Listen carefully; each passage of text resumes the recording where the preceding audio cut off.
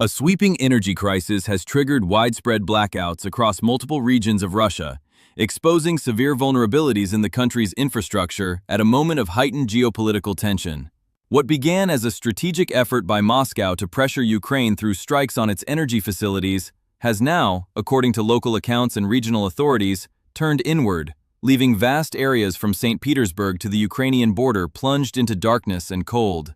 The situation has rapidly evolved into a national emergency, affecting civilian life, industrial capacity, and public confidence in the government's ability to maintain basic services.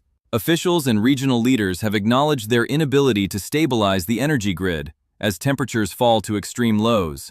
Public frustration has escalated amid mounting reports of heating failures, frozen water systems, and prolonged power cuts.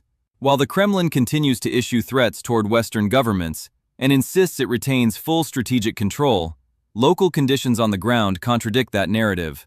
Entire districts remain without electricity, and residents face difficult living conditions as heating systems shut down and infrastructure failures spread. The blackout in Vyborg, a key city forming part of the outer defensive ring of Saint Petersburg, first alerted the broader public to the scale of the crisis. Sirens sounded before the grid collapsed, leaving 80,000 people without electricity or hot water. The incident raised urgent questions, as the region is not located near the front lines of the war, but in the political and symbolic heartland of President Vladimir Putin. Local sources reported panic as residents interpreted the sirens as a sign of vulnerability in an area once considered secure. In St. Petersburg, often presented as a showcase city for Russia's leadership, the disruptions have revealed deeper signs of social and economic strain. Reports from central streets describe empty restaurants, bars, and cafes, largely devoid of patrons. Observers say the absence of men is striking, attributing it to widespread mobilization by military recruitment offices. While the city's lights remain on, the normal rhythms of urban life have noticeably diminished, contributing to a broader perception that stability is slipping. The crisis has intensified further south. In Bryansk, an industrial hub essential to Russia's manufacturing and logistics capabilities, blackouts have affected production and daily life. An attack on the Vigonichi transformer station left tens of thousands without power, shutting down refrigerators, televisions, and, most critically, heating systems. But the most severe humanitarian situation is unfolding in Belgorod, where nearly 600,000 people have been directly or indirectly affected by the loss of energy infrastructure. Authorities have warned that buildings connected to central heating will have no hot water until late April, despite outdoor temperatures reaching -20 degrees. Images circulating on social platforms show burst pipelines and clouds of steam rising from ruptured systems, underscoring the extent of the damage. The energy collapse has coincided with a shift in Ukraine's stated military doctrine. President Volodymyr Zelensky has declared that Russian energy installations constitute legitimate wartime targets, framing such strikes as a response to Moscow's own long-standing strategy of attacking Ukrainian energy networks. Ukrainian officials argue that Russian oil and energy revenues directly fund weapons production, linking damage to infrastructure with reducing Russia's capacity to wage war. This escalation has contributed to the growing psychological strain on Russian civilians living in affected regions. Public sentiment within Russia is deteriorating. Commentators such as Russian blogger Alexander Bobev describe rising despair and widespread use of antidepressants, fueled by fears of economic decline and relentless uncertainty. The long-standing unwritten pact between the Kremlin and citizens, political apathy in exchange for stability, is being tested. In cities like Vyborg, residents debate the causes of the crisis, citing inflation, industrial collapse, and concerns over state transparency. In St. Petersburg, a recent incident in which a citizen threw multiple Molotov cocktails at a logistics support building for Russian troops has further underscored the growing anger. Local analysts characterize the act as a rare but significant expression of open defiance. These events unfold against a backdrop of conflicting public opinion data. While official polling agencies report approval ratings for Putin as high as 79%, independent organizations such as the Levada Center indicate far lower levels of support for prolonging the conflict.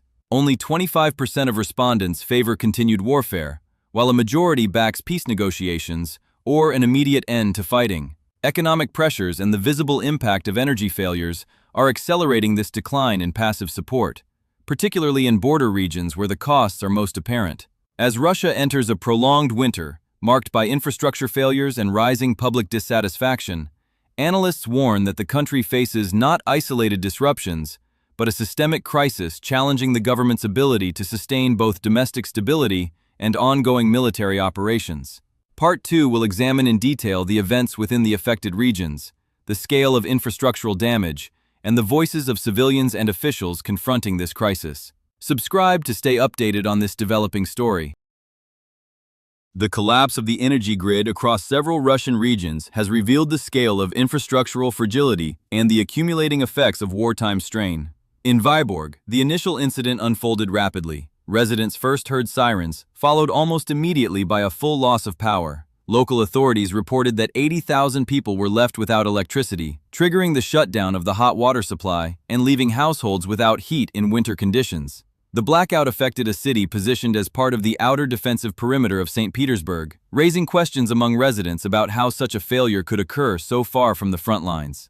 Witness accounts from Vyborg describe panic rather than orderly movement toward shelters. The sudden loss of lighting was interpreted by many as a signal that St. Petersburg itself might be vulnerable. The visible consequences of radiators cooling in districts home to political elites and business figures challenged Moscow's long-standing narrative of internal stability. The event prompted speculation among local populations about the resilience of the national energy system and the government's ability to respond. In St. Petersburg, the effect has been less about physical destruction and more about social deterioration. Reports from central districts show restaurants, cafes, and shops standing empty.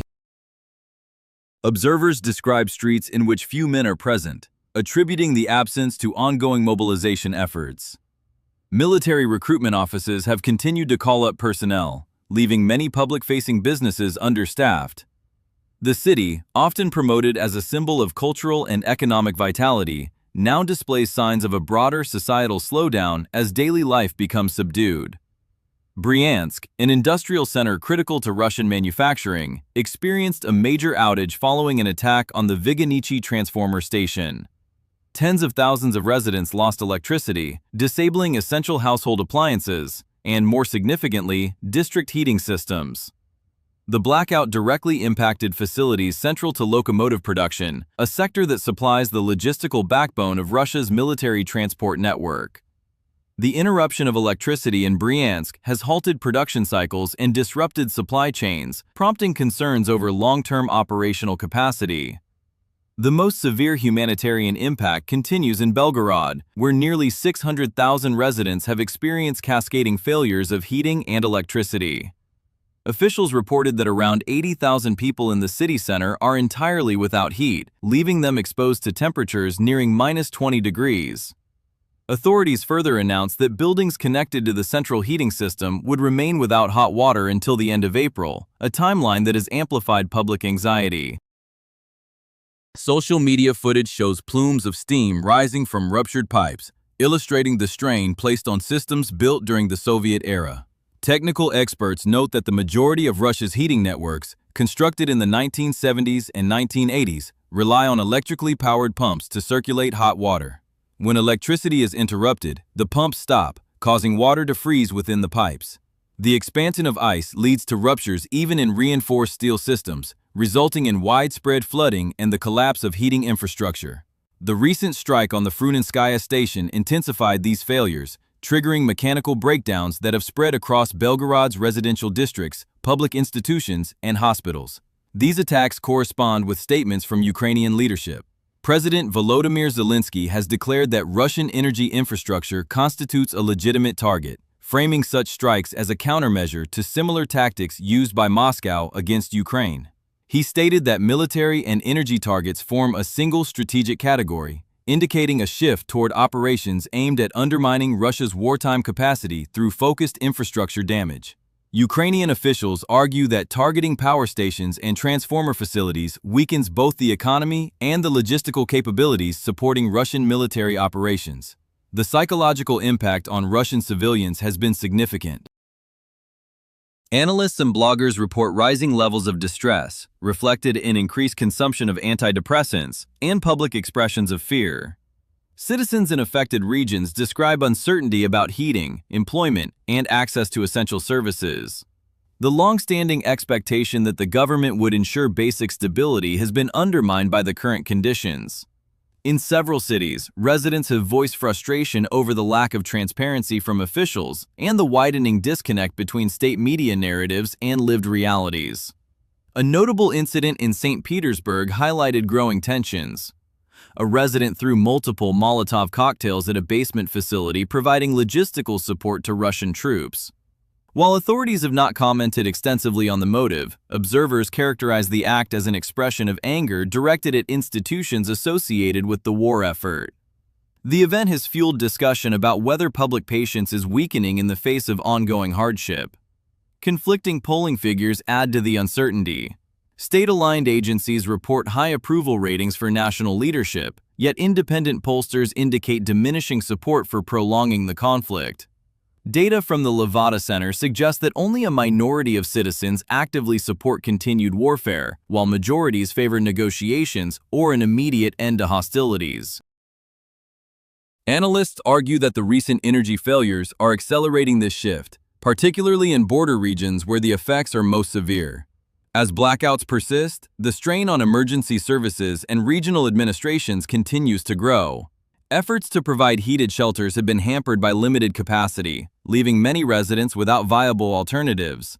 Authorities face the challenge of maintaining public order while confronting an infrastructure crisis that shows no sign of rapid resolution. The unfolding situation raises broader questions about Russia's ability to sustain both domestic stability and military engagement under conditions of escalating internal disruption. The wider consequences of the ongoing energy crisis in Russia extend far beyond temporary discomfort, shaping political dynamics, military capability, and long-term economic stability. Analysts emphasize that these events do not represent isolated technical failures, but a coordinated series of disruptions targeting structurally vulnerable regions at a critical moment. The simultaneous collapse of systems in Vyborg, Bryansk, and Belgorod illustrates the interdependence of Russia's energy grid and highlights the difficulty authorities face in restoring stability across such a broad geographic area. The infrastructure currently failing under winter conditions was largely built during the Soviet period, with studies indicating that 65 to 70% of Russia's heating networks have reached the end of their economic lifespan. These centralized systems rely on single heat sources serving entire districts, meaning that damage to a single facility can deprive hundreds of buildings of heating simultaneously. The recent outages in Belgorod, which left 5 residential buildings and more than 24 schools and kindergartens without heating, underscore the vulnerability of this design. Repairing ruptured pipes, boilers, and pump systems will require months or even years, placing significant strain on already constrained financial resources. Local authorities have acknowledged the scale of the challenge. Belgorod Governor Vyacheslav Gladkov has warned that the damage is significant and severe, while also admitting that options for evacuations are limited. In a region of 1.4 million residents, relocating tens of thousands of people poses logistical and political difficulties. Other regions face their own shortages, raising concerns about whether large-scale internal migration could create new social tensions. With temperatures dropping and heating systems offline, elderly residents and individuals with disabilities face heightened risks, especially as elevators and water pumps fail during power cuts. Economically, the blackouts have disrupted industrial production. In Bryansk, factories integral to locomotive manufacturing and rail maintenance have been forced to suspend operations. This interruption has direct military implications, as Russia's rail network serves as the primary conduit for transporting ammunition and supplies to the front. Analysts note that even a short stoppage can cost millions of dollars, while prolonged outages could inflict losses in the billions. The wider economy, already weakened by sanctions and wartime expenditure, may struggle to absorb the combined costs of reconstruction and lost productivity. The information environment surrounding the crisis has further eroded public trust. While official statements describe some incidents as minor technical faults, social media and eyewitness reports depict explosions, repeated strikes, and widespread panic. The growing gap between state messaging and lived reality has contributed to skepticism toward official assurances. In Belgorod, residents have attempted to leave the city despite government statements claiming that conditions are under control, demonstrating a diminishing confidence in the authorities' ability to manage the situation. Ukraine's selection of targets indicates a deliberate strategic aim to weaken Russia's logistical and military infrastructure. Vyborg hosts key components of the Baltic Fleet's surveillance and naval logistics systems, and power disruptions there limit Russia's visibility along the NATO border. Bryansk, responsible for producing 80% of Russian diesel locomotives, is central to sustaining rail-based military transport.